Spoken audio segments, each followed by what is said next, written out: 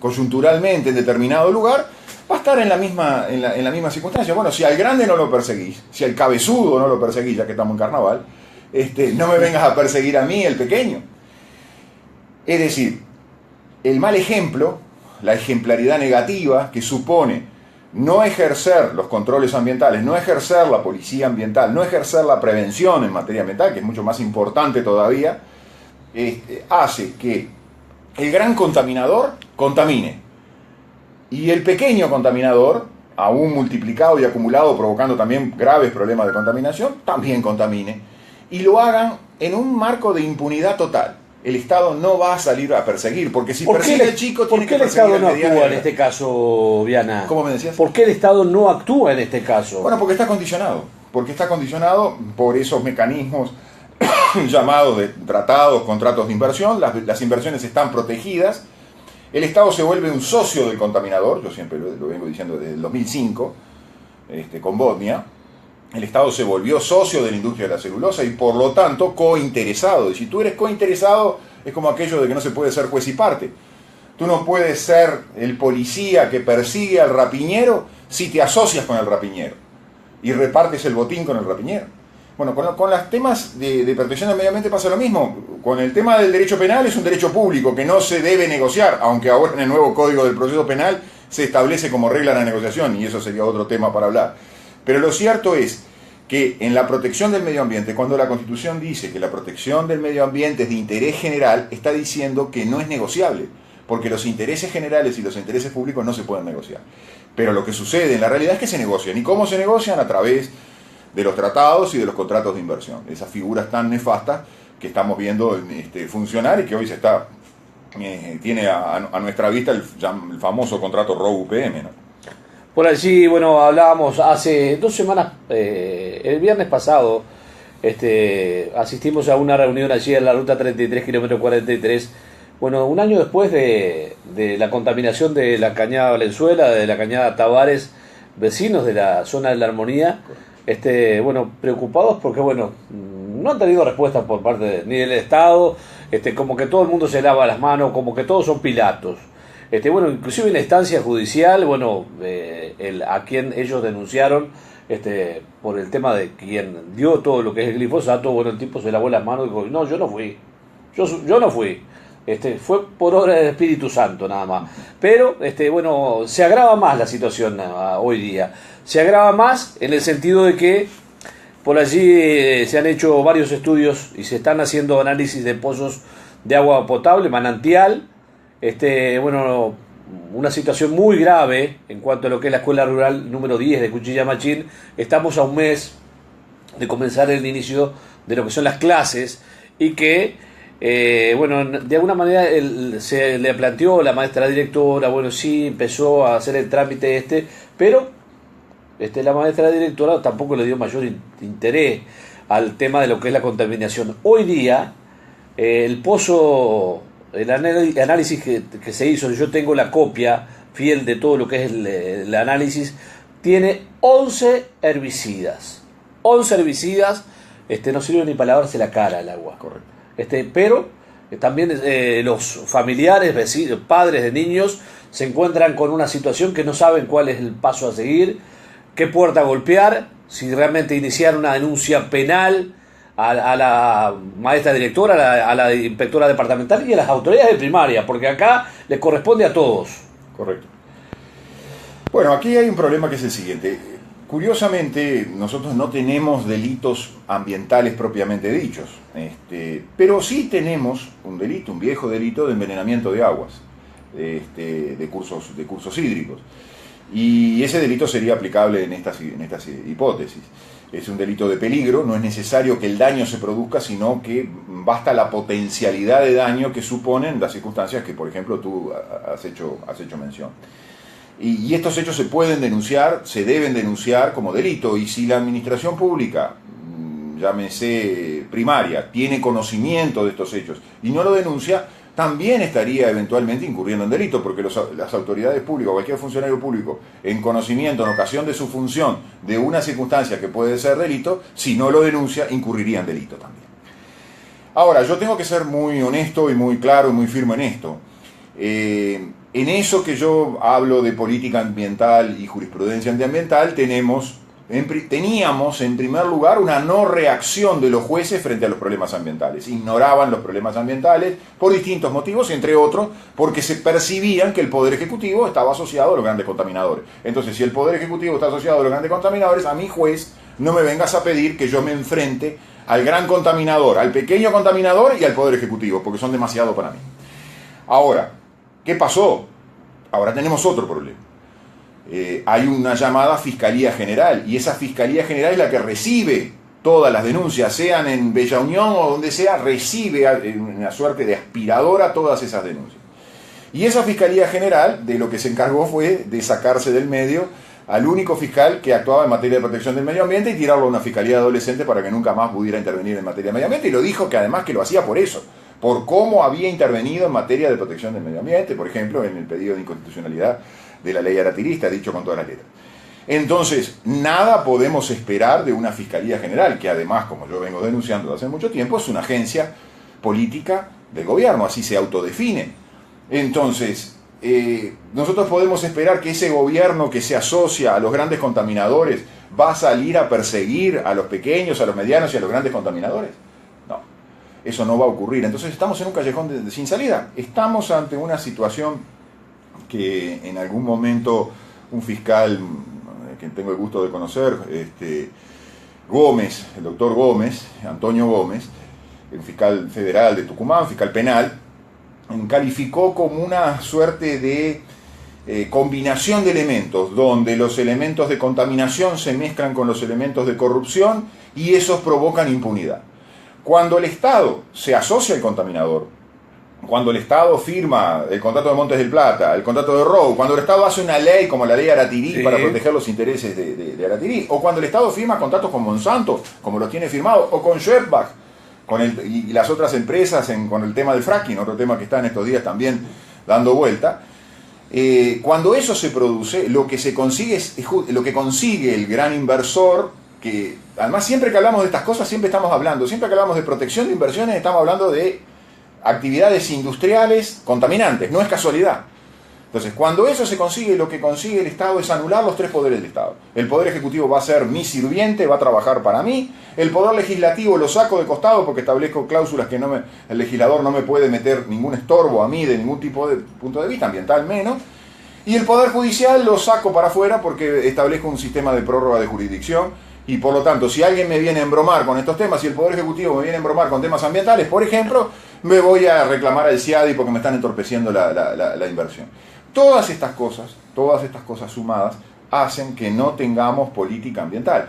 Yo me pregunto, sí, Viana, y ya me lo he planteado hace días atrás, bueno, casualmente en esta reunión que fue la semana pasada allí en La Armonía, bueno, de alguna manera convocábamos a los legisladores de Canelones, pero bueno, una falta total de desinterés por parte de quienes son legisladores.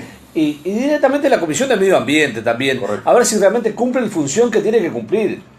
Yo creo que consciente o inconscientemente, más conscientemente en muchos casos, casi todos los legisladores, las comisiones de legisladores, las propias secretarías de Medio Ambiente en el edificio de Presidencia, el propio Ministerio de Medio Ambiente, con la Dinama, que la tenemos acá muy cerca de aquí, de la radio, son conscientes de esto que dice Enrique Viana. Nada podemos hacer porque nos hemos vuelto socios del contaminador. Son todos conscientes de eso. Entonces, aquello que se dijo en el año 97, que la protección del medio ambiente pasaba a ser de interés general, la ley de protección del medio ambiente en el año 2000, la reforma del agua, protegiendo al agua, justamente tú mencionabas, como bien esencial para la vida, como derecho humano, todas esas cosas fueron actos de propaganda. Y cuando hay que ponerlas a jugar, cuando hay que hacerlas, cuando hay que implementarlas, como se dice ahora, cuando hay que ponerlas en juego, todos los responsables de ponerlas en juego miran para otro lado. Y el ciudadano queda, y ese es el final de la película, si yo hablé de contaminación, corrupción, impunidad, tengo que agregar un cuarto elemento, indefensión. El ciudadano queda indefenso.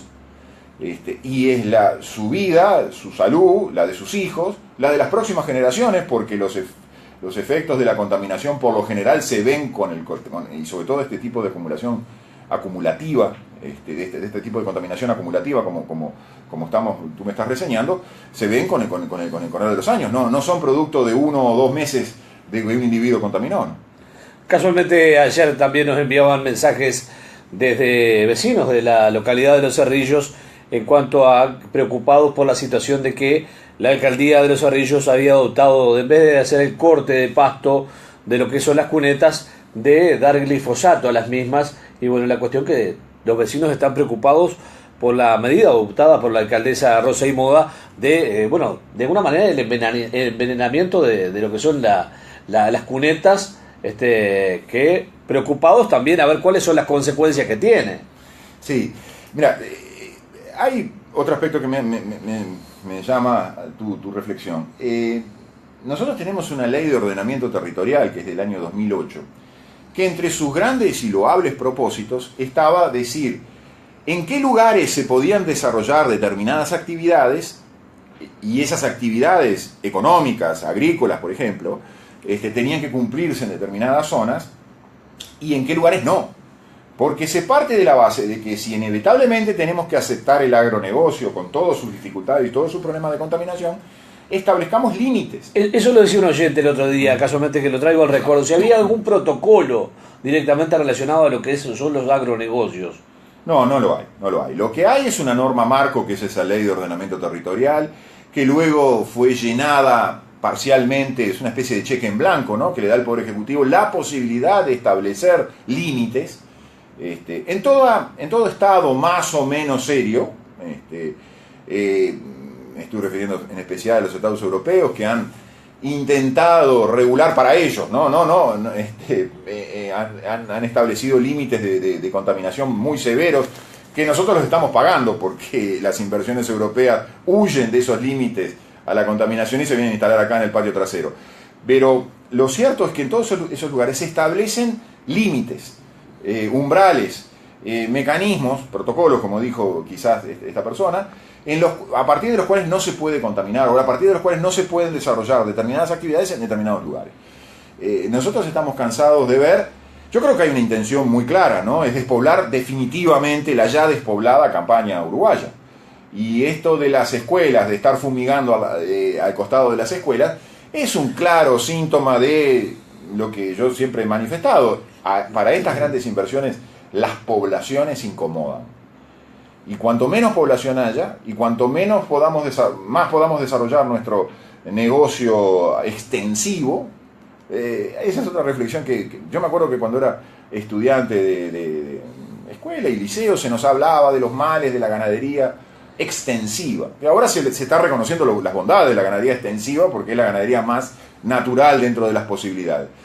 Pero lo cierto es que las actividades agrícolas de cultivo de soja son actividades extensivas, pero ya no solo actividades extensivas, son monocultivo, que además provoca, entre otras cosas por el tema de aplicación de los herbicidas y de los agrotóxicos, provocan que las poblaciones cada vez se vayan retirando más.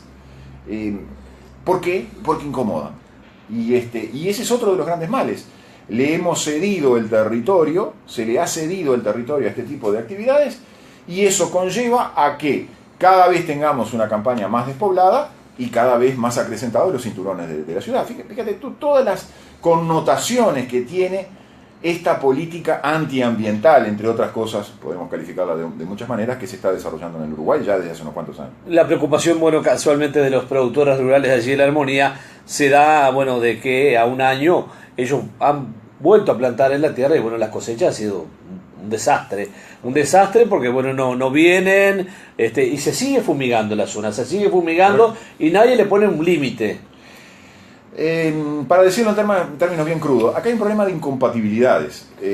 Hay actividades que no pueden estar juntas, que no se pueden desarrollar al mismo tiempo en un mismo espacio, en un mismo territorio. Eso parece una cosa casi de perogrullo, ¿no?, de mucho sentido común. Pero eso es lo que se niega de parte de las autoridades. Entonces, cuando no se admiten ese tipo de cosas, cuando se mira para otro lado, yo no le puedo decir al productor perjudicado más que, mire, está en el horno. No le puedo decir otra cosa. Está en el horno por cómo están planteadas las cuestiones. Si usted me dice, tengo un tercero imparcial al que recurrir, ir ante el juez, ir a reclamar ante el juez, lamentablemente en el Uruguay no tenemos decisiones de protección del medio ambiente. No tenemos decisiones de la Suprema Corte de Justicia, como hay, por ejemplo, en la Corte Suprema Argentina o en los tribunales superiores brasileños, que marcan un rumbo a los jueces y le dicen hay que proteger a la ciudadanía, hay que proteger a la ciudadanía en materia de argentino, el doctor Augusto Morelo, que decía, tratando de reflejar un poco estos problemas, hasta que al juez no le ocurra un problema de contaminación, hasta que la contaminación no llegue al zaguán de la casa del juez, los jueces no van a reaccionar. Y por eso tenemos que involucrar, decía ese jurista, a los jueces en estos temas, que ellos son tan parte como cualquiera de nosotros cuando de contaminación se trata. ¿Cómo hacemos para que nuestros gobernantes tomen conciencia con este tema? Nosotros estamos tratando de encarar un camino ahora en estos próximos días, posiblemente el lunes o martes de la semana que viene, vamos a presentar unas actuaciones preliminares para pedir la nulidad del contrato ROU-UPM. ¿Y qué tiene que ver esto? Bueno, tiene mucho que ver, porque nosotros vamos a atacar el presupuesto de todo esto. ¿Cuál es el presupuesto? Cuando se firman estos contratos de inversión, cuando se firman estos tratados de inversión, a quien se condiciona, a quien se pone las empresas colocan bajo su servicio, es a nuestros gobernantes. Nosotros tenemos que atacar esa causa primero, el daño que se le ha ocasionado a la soberanía nacional, a la república, a la separación de poderes. Tenemos que atacar ese daño ocasionado por estos mecanismos, estas estratagemas llamadas contratos de inversión. ¿Para qué? Para tratar de empezar un camino para recuperar eso que el ciudadano está reclamando, que es la objetividad del Estado cuando tiene que actuar para defendernos. Eso lo hemos perdido. ¿Por qué hemos perdido la objetividad del Estado? Porque el Estado se ha vuelto un sujeto subjetivo que defiende los intereses de las grandes empresas y no defiende los intereses de los ciudadanos. Yo siempre dije que si el Estado tiene alguna justificación, algún anarquista que nos esté escuchando va a decir que no tiene ninguna, pero lo cierto es que si el Estado tiene una justificación es el ser un escudo protector de todos los ciudadanos. Ahora, si ese escudo protector se mueve y se pone en sentido opuesto y protege determinado interés económico, nos deja a nosotros a la intemperie y nos deja a nosotros absolutamente indefensos. Diana, el rol de las intendencias en cuanto a lo que es el cuidado del medio ambiente. Las intendencias tienen competencias, viejas competencias incluso, uno se asombra, le digo esto porque de la ley orgánica municipal, le digo de esto porque 1935, así que fíjate tú, si tienen competencias, por supuesto que las tienen. Le digo esto porque hubo una reunión en el Club Canelón Chico, casualmente donde estuvo el intendente Yamandú Orsi. Justo se habla una mesa redonda de varios vecinos, en la cual estaba el presidente de la comisión de la escuela número 10, y la cual, bueno, dice, el agua de la escuela número 10, dice, no sirve ni para lavarse la cara. Esa fue la respuesta del intendente Yamandú Orsi. Me consta que el intendente Yamandú Orsi ha tenido en el pasado, no tengo por qué dudar que en el presente, preocupaciones en materia de protección del medio ambiente. Como pasa siempre, ¿no? Los pingos se ven en la cancha. Hoy él es intendente, hoy él tiene competencias para actuar en materia de protección del medio ambiente. Para decirte algo bastante anecdótico, la ley orgánica municipal de 1935, si no recuerdo mal, en el artículo 35, que habla de las competencias de los gobiernos departamentales, dice expresamente que tienen que intervenir cuando se produzca, esta es una vieja expresión, ¿no? Estamos hablando de 1935, cuando se produzca la infección de los suelos. Bueno, es esto lo que estamos viendo. La infección de los suelos es la contaminación de los suelos, de las aguas, de los suelos. Bueno, tiene competencias para actuar. Es más, la legislación más reciente, la Ley de Protección del Medio Ambiente, la Ley General de Protección del Medio Ambiente del año 2000, da competencias acumulativas, es decir, el hecho que el Ministerio de Medio Ambiente tenga competencias no impide que la Intendencia mantenga sus competencias y pueden actuar o uno u otro, los dos en conjunto, pero tienen el deber de actuar. El artículo 4 de esa ley habla del deber fundamental de actuar en materia de protección del medio ambiente, o sea, un deber innegociable, incedible, y se lo asigna a todas las autoridades públicas. Por eso vuelvo a lo que tú habías dicho antes, incluyo también a primaria. No hay autoridad pública en el país que frente a un problema de contaminación esté impedida de actuar y de moverse en función de la protección del medio ambiente. Al revés, está obligada a hacerlo. Tenemos mensajes de la audiencia y después pasamos a lo que es el nuevo Código de Proceso Penal, otro tema que digo que da para hablar y mucho, pero queríamos comenzar en la mañana con el tema del medio ambiente, que creo que pasa por todos los uruguayos y que a nadie le escapa. Mensaje por aquí, saludar al doctor Enrique Viana y preguntarle por qué casi todas las denuncias que presenta el doctor Salle son desestimadas por la justicia. Abrazo, Miguel del Buceo.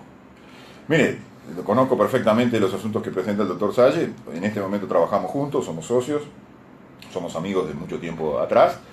Y por lo que refería anteriormente, cuando usted tiene una agencia política del gobierno llamada Fiscalía General que decide qué se investiga y qué no se investiga, qué se lleva al juzgado y qué no se lleva al juzgado, para decirlo más crudamente, quién va preso y quién no va preso en el Uruguay, y eso lo decide una agencia del gobierno y se denuncia al gobierno, yo le contesto con esto muy sencillo: nadie se investiga a sí mismo. Me cuesta. Vamos con más mensajes. Me gustaría saber dónde estaba Viana cuando llegó la inversión para los frigoríficos, curtiembres y otras industrias que contaminaron los arroyos Pantanoso, Carrasco y Miguelete. ¿No eran motivo de alarma, Carlos de Piriápolis? Sí, sin duda, sin duda. Y Viana empezó a actuar cuando esas actividades ya estaban establecidas en el país, y la ley, curiosamente, dijo, la ley de protección del medio ambiente estableció un doble rasero, que creo que hasta cierta manera justo. Dijo, la vieja contaminación yo le voy a tener que empezar a apretar y empezar a controlar. Yo, Estado, ¿no? Cuando digo yo, Estado, digo yo, Poder Ejecutivo, yo, Mujica, yo, Tabaré Vázquez, yo, Ministro de Medio Ambiente. Para lo nuevo voy a ser estricto. Bueno, el Estado no ha hecho ninguna de las dos cosas, y coincido absolutamente. Lo que el fiscal Enrique Viana intentó hacer fue actuar en función de lo que se venía, para que la cosa no fuera peor. Porque va a coincidir el oyente perfectamente que la contaminación que él hace referencia de los frigoríficos y de las curtiembres, al lado de la contaminación que provoca Monsanto, que provoca Bodnia, que provoca UPM, que provoca Monte del Plata, es una minucia. Pero es cierto, el Estado tiene que actuar, no el fiscal Enrique Viana, el presidente de la República de turno, el ministro de Medio Ambiente de turno, el secretario de Medio Ambiente. ¿Sabe el oyente que tenemos una Secretaría de Medio Ambiente a nivel de presidencia? ¿Concurrió a la armonía alguna de estas autoridades que te menciono? No, ninguna. Bueno, a ellos tiene que ir a reclamarles y agarrarlo de la solapa y decirle lo mismo que me dice a mí, que no actuaste con no actuaste con los frigoríficos, no actuás con las fumigaciones, no actuás con el fracking. Hermano, ¿qué estás haciendo? Más mensajes de la audiencia. Buen día. La vigilia es el trabajador manifestado con orden sin trancar rutas ni calles, sin quemar cubierta, como los sabandija Ángel de Pando, que justo veníamos hablando del tema de la vigilia de los productores rurales. Pero vamos a otro mensaje más. Freddy, en el barrio de Manga los están acosando con cedulones por aguas hervidas, y la solución la tienen la Intendencia de Montevideo. ¿Qué hacemos? José de Manga. Otro mensaje más por aquí. Gran verdad lo que dice el ex fiscal Viana. A la vista está, con todo lo que hizo Sendic y nada pasó. Todo el gobierno está en la rosca, David el abuelo. Tenemos más mensajes de la audiencia. Hola, le doy un consejo a César Vega, que cambie de línea de celular. Se le corta siempre cuando habla, la tienen pinchado, dice. Por todos lados da vergüenza la telefonía. ¿Y quién la maneja? Saludos, Luis. Casualmente tuvimos el contacto del ingeniero César Vega. Es una lucha hablar con es impresionante. Otro mensaje más, saludar al doctor Enrique Viana y preguntarle por qué casi todas las denuncias, a este ya le dimos lectura a Miguel del Buceo. Otro más, buen día Freddy Bruno, arriba el campo, dijo Artigas que sean los orientales tan ilustrados como valientes, y sobre el mata yuyo lo usan para abaratar la mano de obra. Soy Zulenca de Colón. Sí, todo lo que me quieras decir, pero estamos matando el medio ambiente, estimado oyente. Otro mensaje más, buen día Freddy, saludo al fiscal Viana. Hace mucho que digo y pienso que el fiscal Viana tenía que ser ministro del Interior y darle amplias facultades para actuar y resolver leyes, porque sabe y tiene huevos, y que tome las decisiones que tenga que tomar. Gracias, Washington de Sauce. Vamos a otro mensaje más. Buen día escuchando al doctor Viana. Adelante, a no aflojar. Celular que termina en 750. María de Canelones, que nos había enviado este mensaje. Otro más: la importancia de no seguir contaminando nuestro pequeño territorio es vital para mantener nuestras exportaciones al primer mundo. Ojalá lo entiendan los ruralistas. Saludos, Milano. Otro mensaje más por aquí, atención: muchas gracias por defendernos, señor fiscal Viana, celular que termina en 171. Otro mensaje más: ¿qué opina de las relaciones de Salle con un partido filonazi en Argentina, Carlos? No, eso es absoluta mentira, absolutamente falso. Bueno, muy bien. Nos vamos a lo que es hablar de lo que los minutos que nos quedan, hablar de lo que es el Código del Nuevo Proceso Penal. ¿Qué opinión le merece? ¿Cómo sigue? ¿En qué etapa estamos? ¿Cómo lo ve? ¿Qué ha pasado en la Fiscalía hoy? ¿En qué etapa estamos? Empeorando. Cada día empeorando. Tenemos una información de hace unos cuantos días de que hay 24.000 asuntos en la Fiscalía General que no han sido vistos, es decir, no han sido leídos, no han sido estudiados por nadie, ¿no? Menos por un fiscal con competencia para actuar, ¿no?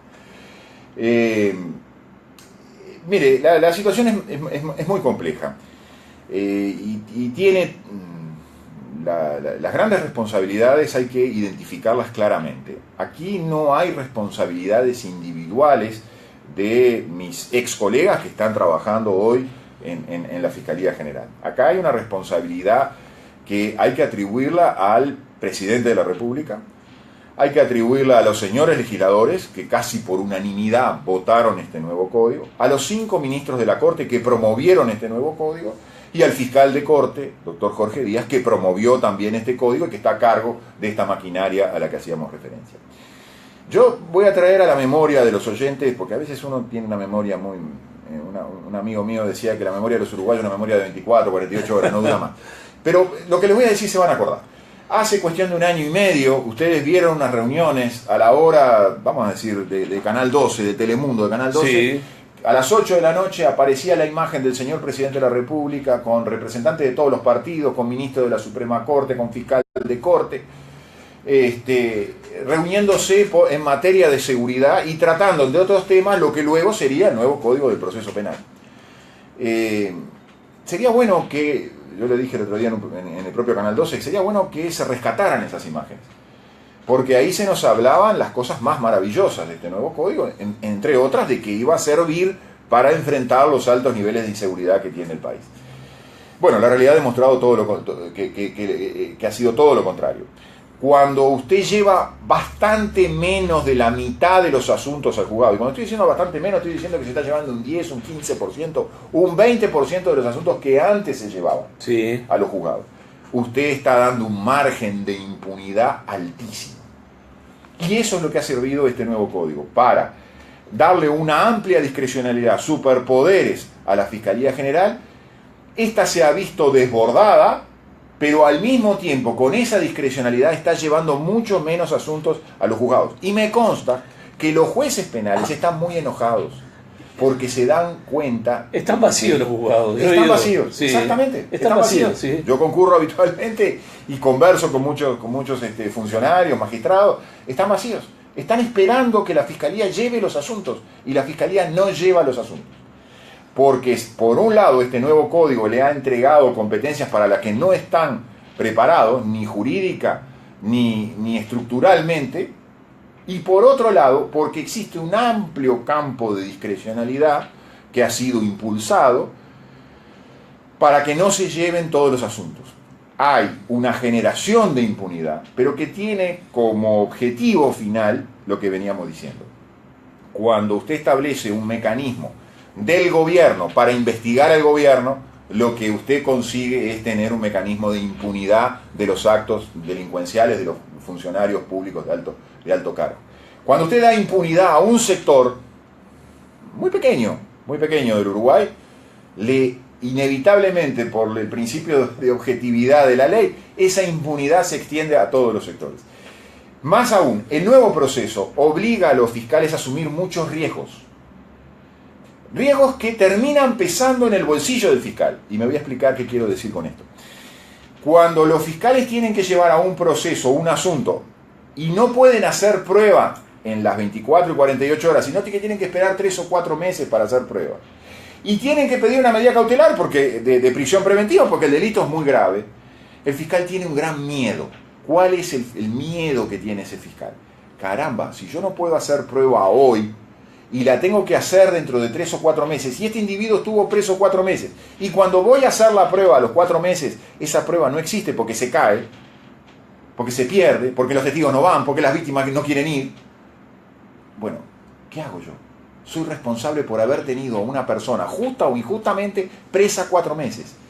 Ese reclamo por daños y perjuicios que me van a reclamar a la institución Fiscalía General, el fiscal general ya dijo que lo va a resarcir yendo contra el bolsillo de cada uno de los fiscales. Entonces los fiscales no asumen ese riesgo. Creo que lo comentamos una de las veces que estuvimos acá. Sí. Los fiscales desesperados, y los jueces también, salieron a buscar seguros de mala praxis, como dirían en materia médica, ¿no? Seguros, a contratar seguros. ¿Por qué? Porque sabían que se enfrentaban a estos riesgos. El nuevo código coloca en una posición sumamente incómoda a los fiscales. Entonces los fiscales tienen una aprehensión para tratar de llevar algunos asuntos, pero no pueden llevar todos los asuntos que deberían llevar. Actúan con miedo los fiscales. Actúan con miedo, y yo lo entiendo que actúen con miedo, porque el nuevo código los coloca en un riesgo muy grande. Encima, súmale a esto, que a los fiscales se los está obligando, el código los obliga a pactar, a negociar con el derecho penal. Y todos los que pasamos por la facultad sabemos que el derecho penal no se puede negociar, que es un derecho público que no se puede negociar. Bueno, pero este código obliga a negociar con lo innegociable. Eso también los coloca en una situación de riesgo los fiscales. Con esto me está queriendo decir que este código no sirve. Este código no sirve, nosotros lo dijimos con mucha anterioridad. Y no sirve, entre otras tantísimas cosas, porque para que pudiera mejorar su funcionamiento había que reformar la Constitución. Nosotros tenemos una Constitución que establece un proceso inquisitivo acusatorio. En la primera etapa el que manda es el juez, el que dirige la investigación es el juez. En la primera etapa hay plazos muy escuetos, 24 y 48 horas, y el juez tiene que resolver. Propio de un proceso inquisitivo, inicialmente inquisitivo, luego se transforma en proceso acusatorio. Pero con el nuevo código se adelantó el acusatorio y entonces se quiso establecer un acusatorio puro, y en donde el juez, que sigue siendo quien tiene que ser responsable por las 24 y 48 horas, sin embargo no puede investigar. Entonces el tema se descalabra. Este es como los jueguitos de encastrar, ¿no? Cuando queríamos colocar una figura en otra figura que no entra. Bueno, acá se quiso colocar una ley que viene de afuera, porque es impuesta desde afuera, en una constitución que dice otra cosa. Y no funciona. No, un modelo no se compatibiliza con el otro. Pero recordemos, ¿no? Si queremos seguir siendo una nación soberana, un Estado republicano y democrático, manda la Constitución. Entonces, para querer poner una cosa nueva que viene de afuera, me guste o no me guste, lo primero que tenemos que hacer cuando la Constitución dice todo lo contrario es modificar la Constitución. ¿Por qué no se quiso modificar la Constitución? Porque había que comentar todas estas cosas y convencer a la gente. ¿Usted cree que puede haber marcha atrás en esto? No, yo soy absolutamente escéptico. Yo creo que no va a haber marcha atrás, que hay varias cosas. Más allá de que esté equivocado. Sí, no, y a conciencia de que está equivocado. Vuelvo a la imagen aquella de Telemundo de hace un año y medio, pero la reflejo con lo que ha ocurrido del 1 de noviembre hacia acá. Hemos escuchado a algún legislador de la oposición, me refiero a la oposición, ya no hablo del oficialismo, hablar del tema de inseguridad. No. ¿Por qué no hablan del tema de inseguridad? Porque desde el 1 de noviembre no se puede hablar del tema de inseguridad, porque si tenemos que hablar del tema de inseguridad tenemos que hablar del desastre del nuevo código. Y como ellos levantaron la mano y votaron por el nuevo código, hicieron campaña por el nuevo código, fueron al edificio de presidencia y se sentaron como en la mesa del rey Arturo con el presidente Vázquez, hoy no pueden decir, no pueden ni chistar. O sea, el tema de la seguridad desapareció de la discusión de los señores legisladores de la oposición. Eso es muy claro, esa es la evidencia de que nadie quiere cambiar. Desapareció lo que es el Parlamento, porque la preocupación es la gente. No, por supuesto. Pero justamente quienes tendrían la posibilidad de cambiar, que tú me planteas, sí, de corregir, no lo van a hacer. Por tosudez, por soberbia, porque tienen cola de paja, como diríamos en la época más de niño, y porque están de acuerdo. ¿Están de acuerdo con qué? Con que exista un mecanismo para dar impunidad a aquellos que tienen la posibilidad de manejar bienes públicos y no los manejan bien. Obviamente todo esto lo traigo como temas, digo, porque justo también vecinos de de la zona de Canelón Chico hace 15 días se manifestaron en la ruta 32 y 67 a consecuencia de la falta de seguridad, por parte de lo que es el patrullaje en las zonas rurales, y que también han sido víctimas de copamientos violentos, rapiñas, hurtos, estaciones de servicio, muchos hogares que han sido víctimas y que ya no saben qué puerta golpear también, porque han pedido explicaciones al jefe de policía de Canelones, hay que hablar a las seccionales y también a las autoridades del Ministerio del Interior, que no se le ha dado una respuesta. Hay un aspecto que tú me estás diciendo que para mí es muy importante aclarar, y lo he comprobado con distintos llamados y conversaciones, y hay un gran desaliento en la fuerza policial, porque la fuerza policial, los funcionarios policiales, quienes tienen que actuar en la primera línea de cumplimiento del deber, sienten que cuando investigan un asunto, trabajan un asunto, cuando arriesgan la vida en función de una detención de una persona, por ejemplo, hoy es impredecible cómo puede reaccionar una persona frente a un acto de detención cuando está cometiendo un delito. Bueno, cuando ellos llevan eso a la fiscalía, que tienen la obligación de llevarlo a la fiscalía, no al juez, a la fiscalía, a las pocas horas esa persona está de vuelta en la calle. Entonces, el funcionario hace esta reflexión, que es muy humana. Yo no la justifico, pero es muy humana. Yo arriesgo mi vida en determinadas circunstancias, que supone no poder dar de comer a mi familia, y no se obtiene ningún tipo de resultado y de alguna manera se ningunea mi trabajo. Bueno, entonces ahí es donde empiezan los problemas, porque eso resiente todo el andamiaje de protección de la ciudadanía.